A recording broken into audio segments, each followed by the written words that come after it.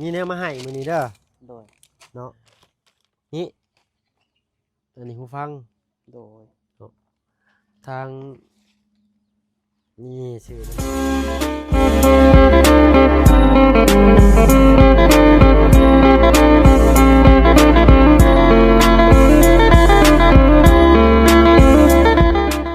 ไปพี่หน่อยเนาะครับโอ้ยน้องกุดก้ามาแต่ห้องหำโรงเรียนแล้วบ่เด้มื้อนี้เนาะเอาเนาะมื้อนี้ทางบ่าวเพิ่งก็ได้ครับมอบหมายหน้าที่ตั้งหน้าเป็นสะพานบุญให้ทางแม่ใจดีทางฝั่งต่างประเทศเพิ่นพี่น้อยเนาะ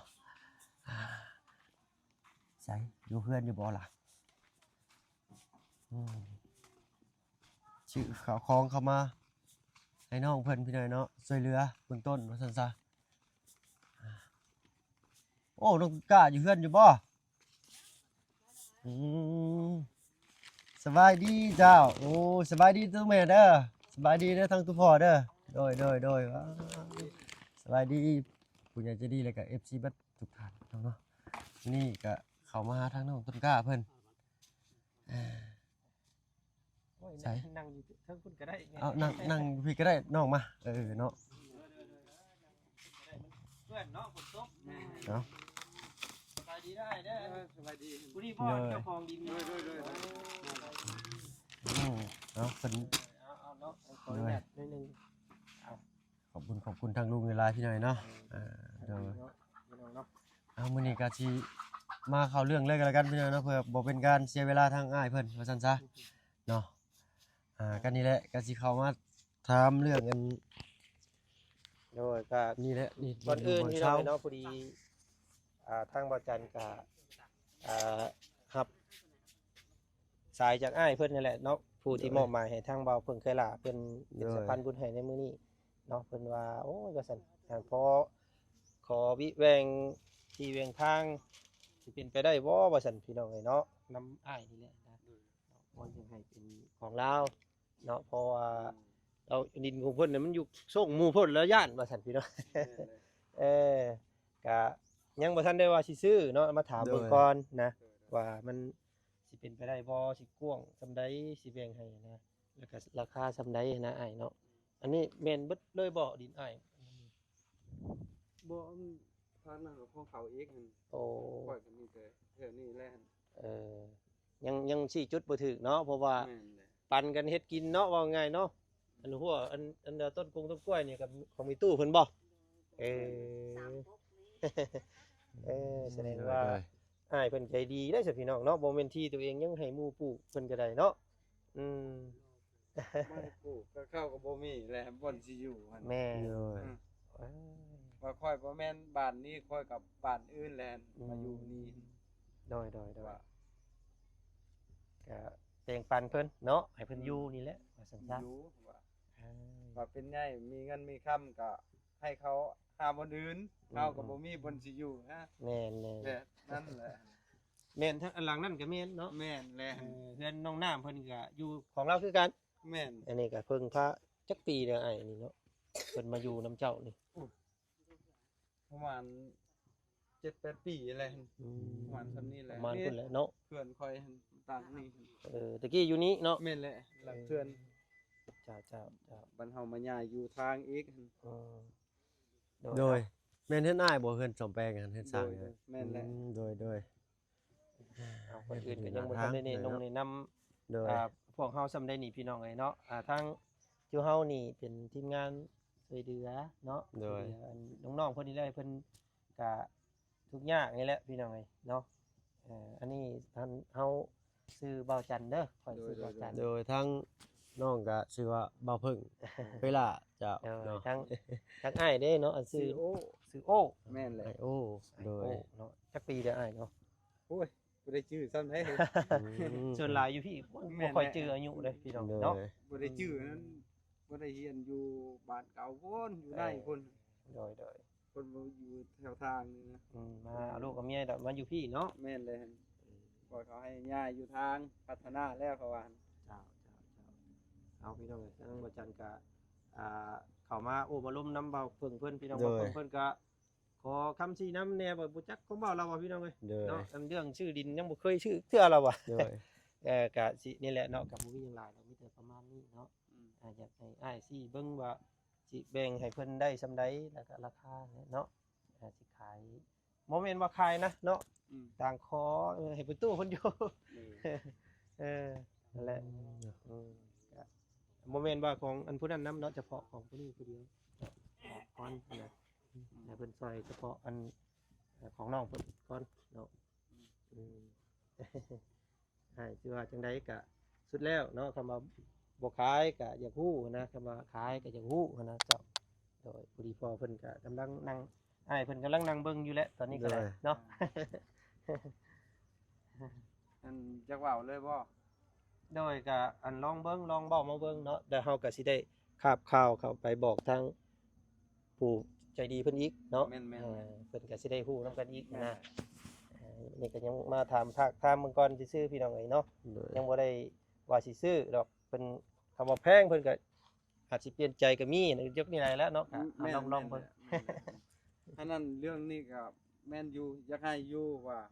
ค่อยกันบ่มีบนสิอยู่บนนั้นเด้ว่าไปเบิ่งก็ได้ว่ามันแคบโพดบนเฮาตอบแทนให้เขาเด้เฮาซื้ออยู่ในทางก็บ่ได้มันกว้างมีแต่ถูกหลังเพื่อนนั่นแหละกับแพงหันก็บ่อยากขายบนนี้ ว่าเขาบ่มีบนอยู่เดี๋ยวเฮาก็จะเฮ็ดแนวใดหั่นก็ว่าแต่มีบนตอบแทนให้เฮาก็เฮาก็สิหาบนนั้นอีกขอน้ำเขาอีกเท่านั้นแหละเพิ่นอืม สิประมาณอ้ายสิชื่อบอกพวกน้องว่าพวกอ้ายนี่ก็ยังสิ ย้ายเข้ามานี้ เนาะ แม่นแหละ โอ้โดย ยายแล้วมันแคบโพดหั่น เพราะอะไรมันใกล้ทางเนี่ยมันสิเป็นของดวงเนาะ แม่นแหละเขาบ่ได้แทกให้เลยหั่น เพิ่นก็สิได้อันบัดเพิ่น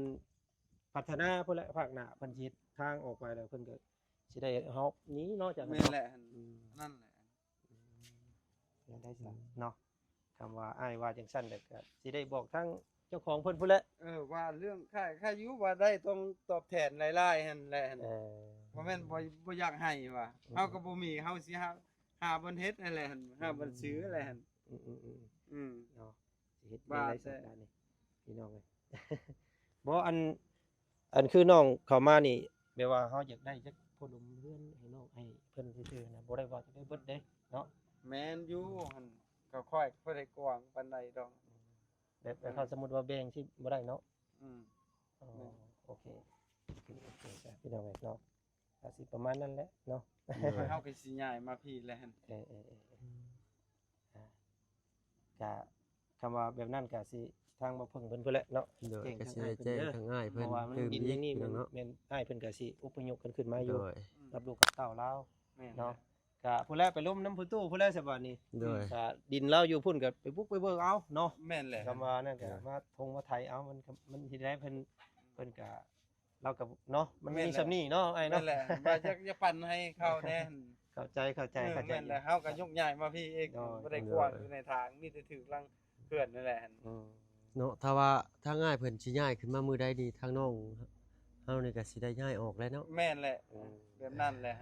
โต เฮ็ดได้ อ่า ก็สิประมาณนี้แหละ พวกเขาก็ให้อยู่สู่ข้าวแหละหั่น เดี๋ยว เดี๋ยว โอ้ยเนาะนี่ก็ผมบ่ขอบใจอ้ายหลายๆแล้วเนาะที่ว่าเฮ็ดให้เรามีหมู่ที่อยู่เฮ็ดกินน้อยเนาะ ปลูกผักปลูกมีแบบในสวนเราเองพี่น้องแต่ว่าพอตู้เพิ่นบัดมาอยู่เนาะก็เป็น8ปี9ปี10ปีเลยมันก็โอ้ถือว่าน้ำใจดีหลายเนาะไอ้เนาะบ่เป็นหยังเด้อฮักแพงกันได้อไอ้เด้อเนาะผมขอบใจ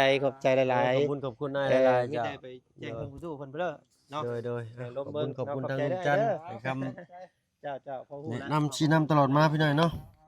เออ เนาะ ทำหน้า เอาเนาะ จะได้น้องตดกะว่าน้องชายเอ้ยเพิ่นก็สิย้ายขึ้นมาอยู่นี่พี่หน่อยเนาะอ่ะติดอันไม้ให้ปลูกฟัง เพิ่น เสียง ก็ แน่ บ่แม่นอันนั้นดอกบ่แม่นเพิ่นสิย้ายกันมามื้อนี้ดอกเนาะแล้วเราก็บอกเผื่อไว้ว่าภายภาคหน้าซื้อ โดยฮักแต่สิมื้อใด แต่จักสิมื้อไร เนาะถ้าว่าขยันจัดจ่อเข้ามานี่เฮาก็สิขมังแหละเนาะ โดย อ่า ถ้าเราเว้าเมื่อกี้นี่เพิ่นทำจักเท่าไหร่แล้วเราว่า ก่อนมันบ่ใช่จะถามคักอยู่เมื่อกี้นี่ก็ โด เนาะ ย ว่าแบ่งได้บ่ว่า ตั้งฟังเพิ่นเว้านี่เพิ่นก็อยากได้ราคาในสูงแน่นะเนาะ อยากอยู่แล้ว โดย ไปหาหมู่นั้นแหละ ก็มีทางปะลุง FC เพิ่นก็คอมเมนต์กันเข้ามาอยู่พี่น้อยเนาะว่าถ้าเกิดเฮาเอารถเข้ามาฟอร์ดใหม่ให้มันเป่ามันแปลนมันสิเป็นไปได้บ่นะเนาะ หมู่นั้นบ่หมู่นั้นที่ของเจ้านั่นบ่ก็ต้องถามความสมัครใจของเจ้านั่นแหละ โดย เนาะแต่ของเจ้าว่ามันอยู่แล้วมันเหือดมันร้อนมันบ่สบายใจก็บ่อยู่เนาะเป็นที่ได้กันเป็นที่ได้พวกเฮาก็คือเพิ่นเว้าแล้วผู้กู้ตามใจผู้นอนเนาะ โดย เพื่อนตามใจผู้อยู่เป็นที่ได้สัตว์มีแต่ใส่ชุบเจ้าเองนี่แหละล้มน้ำเพิ่นเติมเนาะคุยละเอียดนั่นแหละอืม อืม ลมก็คือเขาว่าแล้วแบบน้องชายว่า อืมเพิ่นก็อยากได้ค่าตอบแทนหลายพี่น้อยเนาะ เงินหลายแม่นเขาก็อันลูกเรา โดย อยากให้อยากรู้นะแม่นอยู่เพิ่นว่าหลายก็อยากรู้ว่าเพิ่นเท่าไรเนาะแต่เพิ่นสิแบ่งให้นี่เท่าไรและราคาเท่าไร Apa kita apa kita แล้วก็มีสำนีดินข่อย apa ya เราคือว่าความหมายของเราเว้านี่ก็คือทำนองว่าอยากปล่อยเบิดหั้นนะ คำว่าขายนี่ก็สิขายเบิดแต่ว่านั่นก็สินั่นเลยเห็นนะเราประมาณนั้น เขาหมด อืม พอเขามาตามหลัง ฮู้จังแล้วฮู้แล้วดินเขาหมดอยู่เขาอยากได้เงินสูง อืม เขาอยากได้เงินสูง เนี่ยอยู่สันพี่น้องเลย วันหนึ่งมีสิบห้าล้าน เฮ็ดได้แล้วเฮาบัดนี่ก็มีแต่สิได้แจ้งทางอ้ายเพิ่นนั่นแหละเนาะอ่า เป็นปล่อยเบาแจ้งไปได้เดียวเป็นลมหลังไม้น้ำเพิ่นเด้อไปได้เด้อ โดย ถามเพิ่น ลองถามเพิ่นเติมอีก แบ่งให้10 เมตรคูณ10 เมตรนี่สิเอาเท่าไรกันเด้อบ่ถามประมาณนั้น พอกับแม่นี่คือตาม ไปถามรถคำเอาแบ่งให้ประมาณ10 คูณ 10พอได้ โดย กระตูกอยู่สิเท่าไร ตอนแรก อยากรู้ราคาที่ซื้อคำว่ามันซื้อบ่ได้ก็สิ cuman fit บ่ซื้อเนาะคำว่ามันพอสู้ได้ก็ซื้อ ono โดย ได้ได้บ่ได้เฮ็ดได้บ่ได้ก็จำเป็นอยู่พุ่นแหละ อืม สบายเลยเนาะ อืม แม่นแหละ เจ็บไข้ได้หนาวใกล้แล้วไปมูไปพูไปทำ มัน ไม่ได้ไร ดูน้ำเฮาแปลงเฮาสั่งเฮาฮอนแล้วอันนั้นก็ได้ ถ้าว่าเฮาฟอร์ดเฮาเป่าเฮาแป้งใหม่นี่ก็สิแนวใดอยู่ได้อยู่นี่เนาะ พออยู่คอน้อยนึงก็วันทันนี้มันติดกบใหม่ไม่หลาดคอน้อยนึงบ่ฮอดชีวาตอนนี้ใช่ใช่ เมื่อคืนว่าอยู่แล้วจำเป็นมันตกอยู่หันแล้วเหรอมันตกอยู่หันแล้วมันอยู่นะอยู่ใส่ก็บ่มีดิน ก็ว่าอยู่บนหันแล้วก็สิได้แจ้งทั้งอ้ายเพิ่น โดย อ้ายเพิ่นก็สิแปลงให้นะแต่ว่าทุกเจ้า อันนี้แค่ว่ายังทุกเจ้าว่าบ่อยู่เนาะเจ้าบ่อยากอยู่ซื่อๆแต่ว่าทุกเจ้าว่าโอเคอยู่หั่นแล้วก็อ้ายเพิ่นก็สิปัดกวาดเบิ่งเนาะ ก็สิลองอัน มาลุดมาไถเบิ่งแล้วต้นไม้ต้นตอก โดย อะไรมันพอออกก็ออกอะไรพอเอาไว้ก็เอาไว้นะ อยู่เรื่องยานี่แล้วนอกหมู่ อืม นั่นก็เป็น ไกลแต่ เลย บ้านหายหมู่ขายบ่ขายบ่สิขายยกมันนี่ ลูกก็เชื่ออยู่ มีได้สักคนแม่เนาะ แล้วกันพี่หน่อยเนาะ ตาม เอากับปกติเพิ่นที่เฮาแหละพี่หน่อยเนาะถ้าว่าเพิ่นขายแบ่งน้อยหนึงดินก็สิเป็นกระจุกให้เพิ่นก็สิเฮ็ดหยังบ่ได้ ขาย โดย ยากอีกนะ ถ้าว่าเพิ่นขายนี่ก็เป็นจะขายเบิดเลยอันนี้เนาะโตพี่หน่อยเนาะ หมดเลย เพิ่นบ่ขายเบิดเลยบ่ แล้วก็อยู่ที่ลูกเต่าเรา อืม ว่าลูกเอาเมียก็มาตั้งอยู่นี่คืน เป็นคายแล้ววันนี้คายกระแพง เอากระชั้นก็มีแต่ให้ทางตู้พ่อตอนค่ำๆจังหน่อยเนาะไปขอโอลมน้ำเพิ่นเบิ่งเติมอีกเนาะว่าถ้าว่า10คูณ10 10เมตรคูณ10เมตรสิขอในราคาเท่าใดลองเว้าลองเบิ่งดูพอเด้อก็ขอน้ำเพิ่นนั่นแหละเนาะ คนตลาดนี้นั่นแหละ 10 เมตรคูณ10 เมตรก็พออยู่ได้แล้ว เดี๋ยวพ่อ ดูเพื่อน พ่อได้อยู่ดอกเนาะ ดม เดี๋ยว ของน้องอันนี้คือของออยน้องย่อยและ ถามไม่ได้ก็สิมาบ่ฮู้คือกัน อืมเดี๋ยว และตอนจะเอาเขาในนั้นก็อยู่บอก อืม บอกเจ้าของดินในนั้นรู้ เอาคอยถามคอยหาเบิ่งหั่นแหละเด้อเอามีแต่ขั้นตอนต่อไปกับทั้งบ่เพิ่งยังมีอีกจังมามอบให้มีบ่สุพงสุไผบ่ โดย เอา เอา เบิ้งสันพี่น้องเลยไปเบิ้งรถก่อนรถ โดย บ่ค่อยดีปานใด ขี่ขับเดินหน้าเพราะว่ากล้องหลังเปิด มันระบบไฟเป็นไฟถึงอันบ่ดีบ่จันพี่น้องบ่โชคมานไปได้แล้วสันนี่เนาะ เลยแล้วมีแต่สิมาเปลี่ยนใหม่ เพราะว่าอันใส่เกียร์หนึงเพราะว่าเป็นเกียร์ถอยพี่น้องเอ้ยอันเป็น กล้องเพิ่นน่ะนะ กล้องดังอันขึ้นนะ โดยอ้าวขอบคุณทางลุงหลายๆเจ้าเนาะ สบาย โดย ดีเนาะเอาแนะนำให้ทางอ้ายเพิ่นฟังเด้อ โดยเจ้า ประมาณนี้แหละ โดย ค่อยๆถามเบิ่งเนาะครับนี่แหละให้พี่น้องเป็นวิให้แบ่งให้กันลองเบิ่ง เอ้าเนาะบ่เป็นหยังเนาะน้องต้นกล้าเนาะ โดย เอ้าแต่ว่าเฮาก็ถ้าว่าเบิดนี้ก็เพิ่นก็อยากได้หลาย โดย เนาะเป็นได้ไปโรงเรียนมื้อนี้เนาะ ไปฝนตก มานั่งพี่ปะโอเคเนาะอ่ะพี่น้องเนาะสรุปแล้วก็เรื่องชื่อดินดอนตอนหญ้านี่ก็อยากผิดหวังหน่อยหนึงเนาะทางเฮาก็พยายามถามตื่มเลยนะพ่อเนาะเลยเอ้ามื้อนี้เนาะทางบ่าวเพิ่งเคยล่ะพี่น้อยเนาะกับทักทายสบายดีอีกทีหนึงเด้อพี่น้องเด้อเนาะกับทักทายสบายดีผู้ใหญ่ใจดีและก็ FC เบิดทุกท่านที่เข้ามาหามาชมช่อง YouTube บ่าวเพิ่งเคยล่ะอีกเช่นเคยพี่น้อยเนาะมื้อนี้เนาะทางบ่าวเพิ่งและลุงจันทร์และก็ทางบ่าวบุญสารวัตรเข้ามาถามทีลองเบิ่งลองเสิร์ฟเบิ่งเลยพี่น้อยเนาะทางเจ้าของที่เพิ่นว่าจะขายยกเบิดเนาะแต่ทางเฮาผัดกำลังเฮากับบ่พอพี่น้อยเนาะว่าซั่นซะเอ้าบ่เป็นหยังพี่น้อยเนาะก็ได้ฮู้แล้วแหละแต่มีแต่ให้ทางตู้พ่อเด้อเนาะไปลองถามเบิ่นเบิ่งอีกว่าอยากขอพักพาอาศัยนำนี่แหละเว้าขอโทษขออภัยพี่น้อยเนาะก็ชิ้นปู่ชิ้นย่าชิ้นตาชิ้นยายไปว่าผู้เป็นหลานเด้ซะอันนี้ก็หลานนี่ก็หลานเพิ่นสิไปอยู่ไสนะเว้าถึงความสงสารก็สงสารเบิดทุกครอบทุกครัวแหละพี่น้อยเนาะนั่นแหละจ้ะตั้งใจเรียนเด้อ โดย พอจะว่านิดนึง โดย ขออนุญาต โดย แต่ว่าเพิ่นก็ถามว่าไปให้อันถามทำคนนั่นแหล้ว โดย ลูกหลานเฮามาแต่พุ่นแล้วให้ถามคืนเท่าไร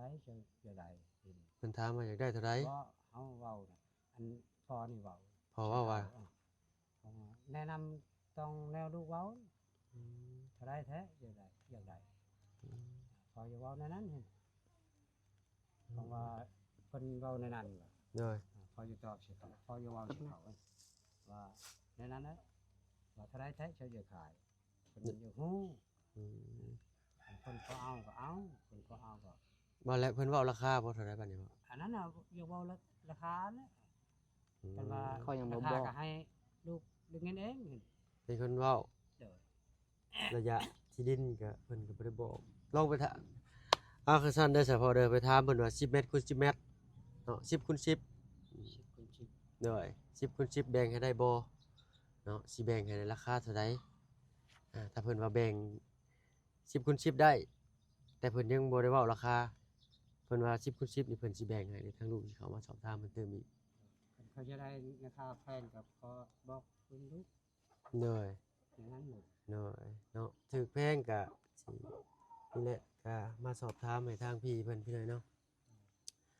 เอาอันใดที่เพิ่นพอซอยได้เพิ่นก็ซอยเนาะอันใดที่ว่ามันเกินกำลังเนาะก็บ่ได้เฉพาะเนาะเอาพี่หน่อยเนาะบ่เป็นหยัง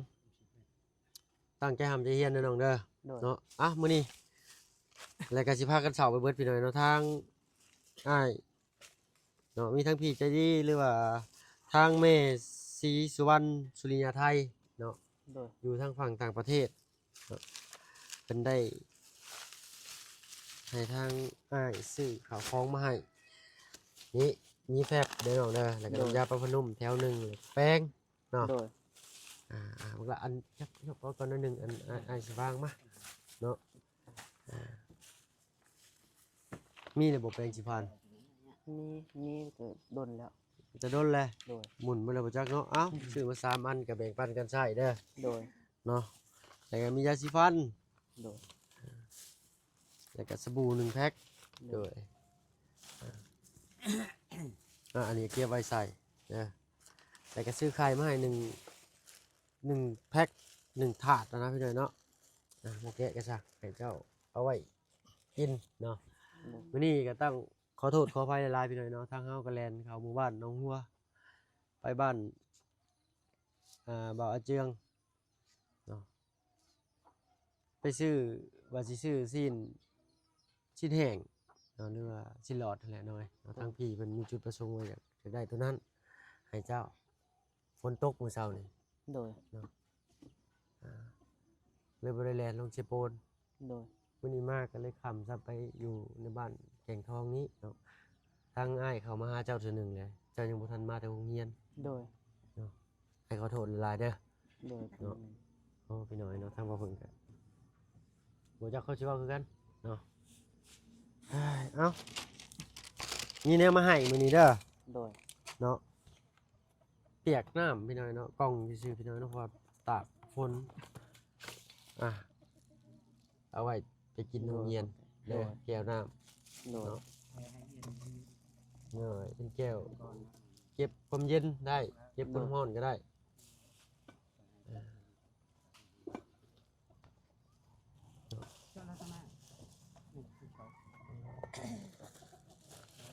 บางเรียนคือมื้อนี่เฮ็ดได้ไปเนาะมีขี้น้ำหมูบ่ โดย ชีวิตขี่น้ำไทยบ้านนี้ เลย แล้วเลยไทยบ้านนี่เลยรูปร่างโง่บ่เข้าไปอีกไปคอนำ เขาติดรถเพิ่นไปนี่เนาะ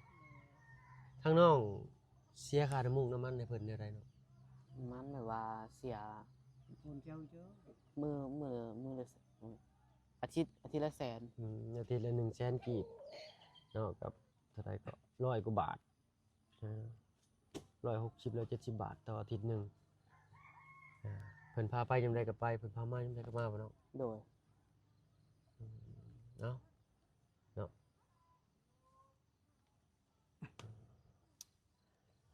แล้วเด้อพอเด้อเนาะทางบ่เพิ่งก็ว่าจักความสิเว้าคือกันเนาะขอโทษขออภัยนำหลายๆพี่น้อยนะผิดหวังเติบมื้อนี้ก็ได้ทางบ่เพิ่งก็ได้นี่อันนี้หูฟัง โดย ทางนี่ซื้ออันนี้มาให้เนาะไว้ให้เจ้าใช่ได้ลงเลย โดย ปึ๊บอันนี้มีสายชาร์จเนาะ โดย อยู่นี่ครบเบิดเลยพี่น้อยเนาะซิมอันนี้คือเบอร์เจ้าเด้อน้องเด้อ โดย นี่เนาะเก็บไว้ยันว่าจะลืมนะนี่แหละนี่ใช่ละนะเงินเน็ตไอเติมไปเลยเดือนหนึ่งเนาะ โดย เติมเป็นรายเดือนให้100,000 กีบเลยเนาะใช่ละนี่เห็นเป็นอยู่เนาะ โดย ไปคือเป็นภาษาอังกฤษแล้วบ้าง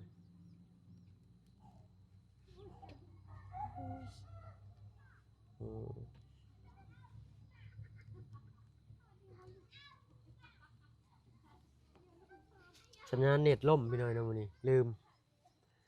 พอดีบ่าวเพิ่งลงคลิปเต้ผู้ยังบ่ทันได้อยู่เนาะลองจับเบิ่ง โดย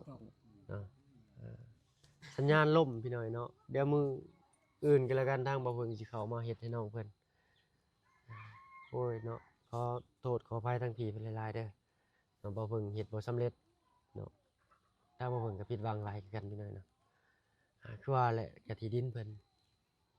จะขายเพิ่นก็อยากขายเบิดเนาะบ่เป็นหยังเนาะน้องเนาะ โดย อืม มีแต่ตั้งใจเรียน โดย เด้อ โดย เอ้าเนาะผ้าพ้นกระตุกเลยเก็บไว้หน่อยเนาะเบิกเดี๋ยวมืออื่นอ้ายสิเข้ามาเฮ็ดให้อีกเนาะอ้ายสิเข้ามาเพิ่มเติมให้อีก โดย บ่เป็นหยังเนาะ โดย ทั้งพี่เพิ่นอยากให้เจ้าแอดเฟซไปเนาะ โดย แต่มื้อนี้เน็ตล่มพี่น้อยเนาะทางบ่เพิ่งขอโทษขออภัยนำหลายๆเนาะฝนก็ตกบัดตานี้ มาชำนี้เพิกเลยเรามาแต่ให้แต่ชน โดย พบลูกมาแต่เช้ากับตอนเที่ยงเราไป ต้องเพิ่นมาแต่ตอนแรงบ่พ่อแรงแล้วทั้งพ่อเขาลองไปคอเพิ่นอีกเด้อเนาะ ฉะนั้นก็กับน่าจะไป ทางพวกลูกก็บ่ได้มีเงินค้ำหลายเนาะบ่แม่นเงินพวกลูกเองดอกเนาะทางพวกลูกมาเป็นสะพานบุญต่างหน้าให้ทางผู้ใหญ่เพิ่นเนาะคือสิแล้วนี่เห็นบ้าน2เรือนชานเนาะบ่มีที่พักพาอาศัยเพิ่นก็อยากช่วยซ้ำที่เพิ่นช่วยได้นั่นแหละเนาะถุงเก็บไว้เด้อน้องเด้อ โดย เนาะเพิ่นรับประกัน1 ปีเนาะรักษาดีๆเด้อ โดย เนาะแล้วก็ยังมีอีกเนาะทั้งพี่เพิ่น มอบหมายให้บ่าวเพิ่งเนาะมาถามเรื่องที่ดินดอนตอนหญ้าแล้วก็ซื้อข้าวซื้อของมาให้น้องเพิ่นเขามาเทื่อหนึงก็บ่เห็นน้องเพิ่นที่นั่นเพราะว่าน้องเพิ่นไปโรงเรียนเนาะมื้อเช้านี่ก็ฝนตกแต่เช้าๆบ่าวเพิ่งออกมาแต่7:30นเนาะออกมารอท่าเพิ่นเฮ็ดโทรศัพท์ให้ตอนแรกคิดว่าสิมาเลยหั่นบ่มีหยังเข้ามาให้น้องเพิ่นก็เลยบ่ได้เข้าสู้ โดย ๆน้องกายตั้งใจเรียนเด้อ โดย ให้ขอนำสำนี้อ้ายก็เรียนจบแต่ป .2 นั่นแหละก็บ่ได้เก่งดอกเนาะแต่กระทั่งพี่เพิ่นก็ยังฝากเงินมาให้ทางเจ้าเป็นทุนการเรียนเด้อน้องเด้อ โดย เนาะคอยใช้อดออมเอาเด้อ โดย ใช่ล่ะ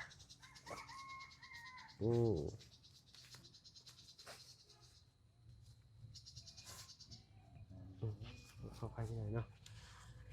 เบิ่งกันเด้อนับเงินเบิ่งให้น้องเพิ่นก่อน1 2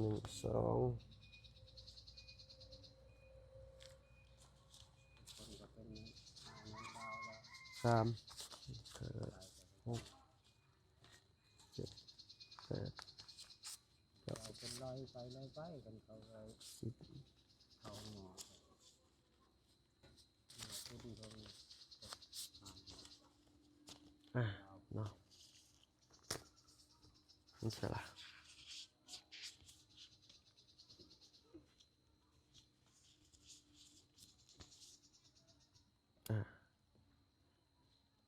รายการสื่อการจ่ายสิอยู่ในนี้พี่หน่อยเนาะ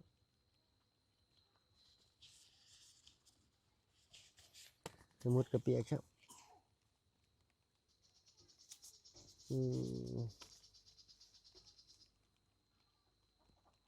นี่โอเค1,200,000 กีบปนกับเงินมาฝั่งน้ำเนี่ย1 2 3 4 5 6 7 8 9 10โดย เนาะเอาไว้ไปทำโรงเรียน โดย 1 2โดย เข้าใจ เข้าใจ โดยพอเราเป็นหยังเนาะเนาะทางมาเพิ่งกับบุมีความชิเว่าหยังต่อเลยพี่หน่อยเนาะขอโทษขออภัยนำหลายๆเด้อเนาะทางพี่เพิ่นเนาะเอ้าก็มีแต่ฝากให้ทางน้องต้นกล้าเนาะตั้งใจทำใจเฮียนเด้อที่เพิ่นอยากให้เป็นนะเนาะ โดย เก็บไว้หน่อยเนาะอันนี้เขาง่ายนะเขามีแต่สิฝากให้เจ้าขอบบุญขอบคุณทางแม่ศรีสวรรค์สุริยาไทยเด้อ โดย เนาะแม่ศรีสวรรค์สุริยาไทยอยู่ทางฝั่ง ขอบใจ ต่างประเทศ ขอบใจแม่ศรีสวรรค์งาไทย สุริยาไทยจะ สุริงาไทย โดย ขอให้ปรารถนาสิ่งใดขอให้ได้สิ่งนั้นขอให้พระเจ้าคุ้มครอง ขอให้ตื่นได้เงินหมื่นเงินแสนเงินล้าน ขอบใจ เลยเนาะสาธุ สาธุ ทางว่าเพิ่งก็เฮ็ดภารกิจนี้บ่สำเร็จเด้อพี่น้องเด้อเนาะขอโทษขออภัยหลายๆทางเจ้าของที่เพิ่นเดี๋ยวสิให้ทางตู้พ่อเพิ่นไปถามเบิ่งอีกพี่น้อยเนาะเฮาก็ตามที่ทาง ลูกว่าวแล้วเนาะพ่อเนาะ10 10เด้อเนาะเป็นสิเขาบ่มีบ่แบ่งให้บ่เนาะ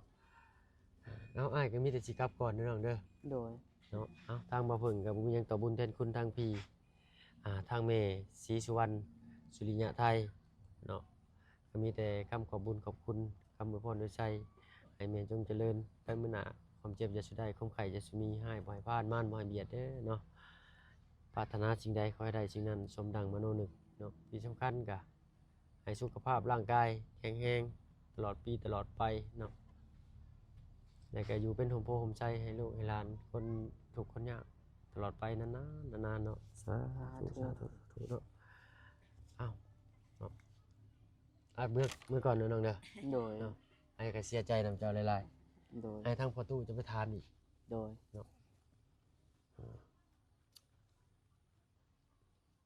เป็นมีแต่อยากคายเบิดนะพี่น้องเนาะเป็นบ่คายเบิด บ่แม่นเพิ่นอยากขายยกมดแล้วเพิ่นไปหาอยู่บ่อนใหม่ โดย แพนเพิ่นเว้าเมื่อกี้น่ะ โดยคือเพิ่นจะคายยกเบิด เขาจะขายหมดแล้วเขาจะได้เงินหลาย โด เขาไป ย หาบ่อนใหม่อีกเขาอยู่ โดยคือว่าเพิ่นสิสละหน้าที่นี่เนาะ โดย โดยแต่เพิ่นบ่อยากคายแบ่งแล้วสิคายต่อบ่ได้ฉะนั้นเลยอยากคายเบิด รายแต่10 คน10ลูก10 คน10ลูก โดย10 คูณ 10พอ10 คูณ 10จ้ะ เขาแบ่งปันให้ก็ได้กันเขาบ่แบ่งปันให้ ชื่อหลาน แล้วแล้ว 10 คน10เลยช่วย เอาเก็บข้าวเก็บของไว้รถบัดนี้เด้อน้องเด้อ โดย โทรศัพท์หักซาวดีๆเด้อน้องเด้อ โดย โดยสบายดีพ่อทั้งลูกไปก่อนเนาะแม่เนาะโดยสบายดีล่ะ ขอให้ไปทางไหนขอให้ร่ำให้รวยขอให้ปลอดภัยขอ ได้เงินแสนเงินล้าน มาปานพญามารยามเอา ทั้งลูกทั้งเต่าทั้งลูกทั้งเมีย พ่อทั้ง ให้ได้เงินได้คำลังมาอยู่คุมืออยู่เพื่อนชาติบ้านช่องลู ลู ก กก็ให้เจริญมีครัวเก่าอีกให้ โด พ่อย ก็ได้นำลูกน้ำน้องเฮ็ดยังไงให้น้องช่วยนี่แหละขอบใจหลายๆ โดยเนาะเอ้าโดยเนาะเอาพี่หน่อยเนาะทางบ่เพิ่งก็ขอโทษขออภัยนำหลายๆพี่หน่อยเนาะทางเจ้าของที่เพิ่นอยากขายเบิดเนาะทางบ่เพิ่งว่าแล้วก็อีกจักสิเว้าหยังแหละพี่หน่อยเนาะเอาทางอ้ายไปก่อนเด้อน้องเด้อ โดย เบิ่งแยงตัวเอง โด เนาะ ย ซักผ้าซักแพรเฮียนเฮ็ดเองเด้อ โดย เนาะทางบ่เพิ่งได้เอาเป็นเงินไว้ให้เพิ่นเลยพี่น้อยเนาะ1,200,000กีบเนาะเหลือจากซื้อข้าวซื้อของนี่แหละเนาะเสื้อสบู่แบบเต็มยาปรับผ้านุ่มยาสีฟันแปรงสีฟันเนาะอันแก้วน้ำนี่เพิ่นแถมมาเด้อพี่น้องบ่เพิ่งบ่ได้ซื้อเนาะแถมมากับโทรศัพท์ตอนแรกเพิ่นแถม MP3 ก็คือสิใช้ยังบ่ได้หลายก็เลยให้น้องเพิ่นเอาไว้ใส่น้ำไปกินโรงเรียนเนาะอันนี้ก็เป็นหูฟังอยากแนะนำอีกอย่างหนึ่งหน่อยเนาะการลิ้นโทรศัพท์มีดีและมีให้ โดย เนาะถ้าเราไปลิ้นในทางที่ผิดมันก็ผิดถ้าเราลิ้นเป็นทางมีความรู้เราก็สิเก่งเป็นมื้อหน้า โดย เนาะและตั้งใจทำใจเฮียนเอาเนาะเอาทางลูกก็มีแต่สิเมื่อก่อนพอเนาะแล้วก็สิแจ้งทางพี่เพิ่นอีกเทื่อหนึงเนาะโดยป้าพี่น้อยเนาะทางบ่เพิ่งขอตัวลำลาก่อนเนาะคลิปนี้ก็ค่ำมืดแหละตอนให้มื้อก่อนน้องเนาะสบายดีเด้อพ่อเด้อ สบายดี โดยเนาะบ่เป็นหยังก็ได้พ่อบ่ต้องเงินไปส่งก็ได้ลูกก็สิออกเลยเนาะได้ก่อนน้องชาย โดย เนาะสู้ๆตั้งใจเรียน โดย เนาะบ่ต้องทะเลทลายไปในหมู่ แม่ เนาะ โดย เช้ามาอาบน้ำกินข้าวไปโรงเรียน โดย กลับมาก็มาเฮ็ดเวียกของเราเนาะ โดย สำนั้นแหละที่เพิ่นบ่ได้อยากขอหยังตอบแทนขอแต่ว่าให้เรียนตั้งใจทำใจเรียน โดย เนาะสิ่งที่เราทำได้และอยากให้เป็นเจ้าคนนายคนเนาะจะเป็นเด็กน้อยในมื้อนี้เนาะเจ้าก็สิเป็นผู้ใหญ่ในมื้อหน้าเจ้าเบิ่งก็เจ้าใส่เสื้อนี่แหละจะใส่เสื้อขาวเจ้าสิยอมมันเป็นสีหยังก็ได้เนาะคือกับคนเราคือกันเจ้าสิเดินไปทางดีก็ได้เจ้าสิเดินไปทางชั่วก็ได้นะเนาะเลือกเอาเฮาก็ใหญ่เนาะ โดย ไปอ้ายไปเลยน้องเอ้ย โ โดย เนาะ ขอให้เมื่อปลอดภัย โดยน้องชายเนาะเมื่อไรพ่อเมื่อไรแม่เอ้ยเนาะโดยสบายดีเจ้าเนาะโดยเจ้าไปพี่หน่อยเนาะค่ำมืดแหละจนบ่เห็นหยังเลยพี่หน่อยเนาะทางลุงเพิ่นกระทาเลยเพิ่นก็อยากคายเบิดพี่หน่อยเนาะทางบ่เพิ่นก็เสียใจน้ำน้องเพิ่นหลายพี่หน่อยเว้ายังสิบ่ออกนะนะครับขอโทษขออภัยน้ำทางพี่เพิ่นหลายๆเนาะทางบ่เพิ่นเฮ็ดภารกิจนี้บ่สำเร็จก็ยังถือว่าสิให้ทางประตูเพิ่นไปถามเบิ่งอีกพี่น้อยเนาะ10 คูณ 10เพิ่นสิบิ๊กแบงให้บ่เนาะเอามาส่งง่ายบ่น้องชาย เอาไปค่ำมืดแล้วเนาะอ้ายเมื่อก่อนเนาะขออย่างเดียวตั้งใจทำใจเรียนเด้อต้องบ่ต้องทะเลทลายโอเคไปหักแป้งคือเก่าเจ้า โดย ไปอ้ายเมื่อก่อนเนาะไปพี่น้อยพบกันคลิปหน้าเนาะสำหรับคลิปนี้ขอตัวลาลงแล้วพี่น้อยเนาะสบายดีเจ้า